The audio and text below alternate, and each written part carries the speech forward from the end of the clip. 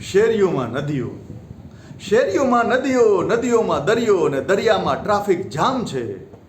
ઘણા સંપર્ક વિહોણા ગામ છે. નમસ્કાર, હું જયપ્રકાશ સંતોકી આપની વચ્ચે આજની જે અતિવૃષ્ટિની સ્થિતિ છે એના ઉપર એક કવિતા લઈને આવ્યો છું. જુનાગઢ, માણાવદર, ઉપલેટા, પોરબંદર, કલ્યાણપુરમાં ખૂબ અતિવૃષ્ટિ પડી છે ત્યારે ખેડૂતોની સ્થિતિ ખૂબ દયનીય છે.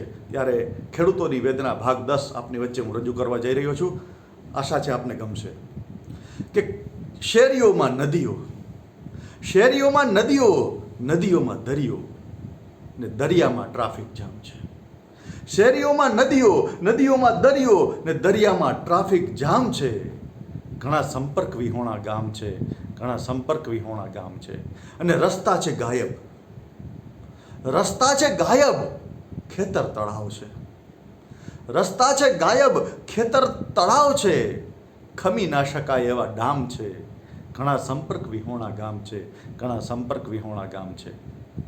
અને ખેતરના મોલનું બાળ મરણ થયું છે.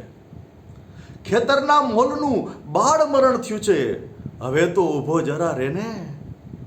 ખેતરના મોલનું બાળ મરણ થયું છે. હવે તો ઊભો જરા રેને. નાના બાળકને દૂધડા પવાય, દૂધમાં જબોડાઈશું એને.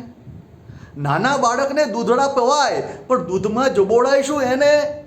પોરહિલો થઈને તૂટી ન પડાય, અરે પોરહિલો થઈને તૂટી ન પડાય, આટલી ખબર ન પડે મેને.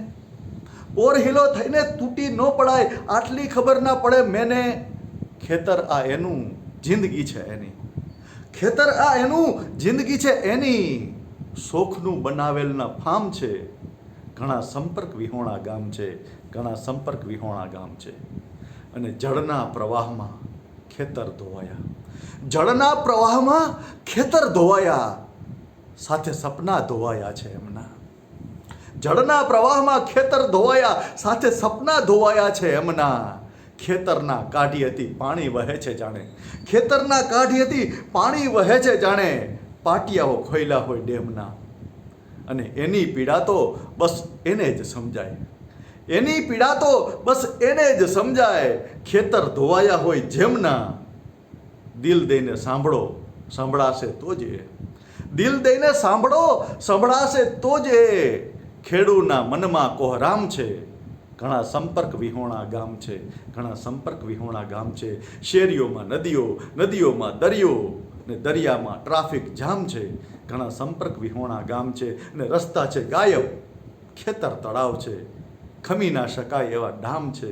ઘણા સંપર્ક વિહોણા ગામ છે, ઘણા સંપર્ક વિહોણા ગામ છે. મિત્રો, આપને આ રચના કેવી લાગી? જો તમને ગમી હોય તો એમાં લાઈક કરજો, અને વધારે ગમી હોય તો એમાં કોમેન્ટ કરજો. તમારા મિત્રોને મોકલજો, અને ખાસ ખેડૂત મિત્રોને મોકલજો.